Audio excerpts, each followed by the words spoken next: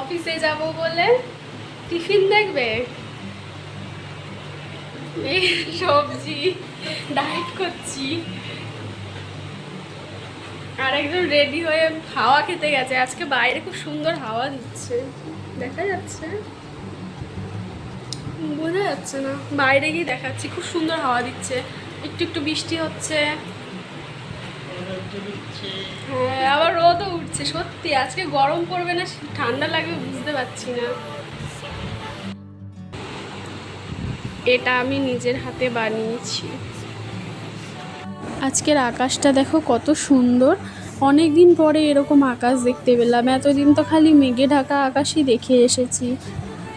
আমাদের তো মাঠের পাড়ে বাড়ি, তো ওখানে বাড়ির সামনে একটা ছোট্ট মতন ব্যালকনি আছে, সব ওইখানে বসে বসে গল্প করি, তাই দেখাচ্ছিলাম।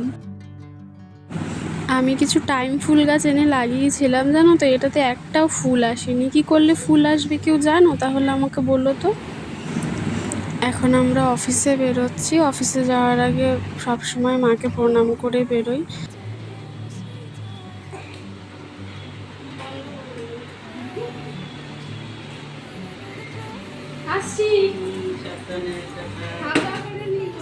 হ্যাঁ, রং ফং চটায় দাও, হেলমেট দিয়ে বাড়ি মেরে।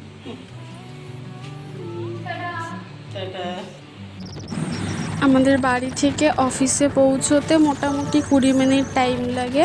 তার মধ্যে ধরো 15 মিনিট শ্যামনগর থেকে ব্যারাকপুর পৌঁছোতে লাগে, আর বাকি 5 মিনিট কিংবা 10 মিনিট ওই জ্যামের মধ্যে পড়ি। ওই জ্যামেই সময় কেটে যায়। তোমাদের একদিন দেখাবো রাস্তায় কীরকম জ্যাম থাকে।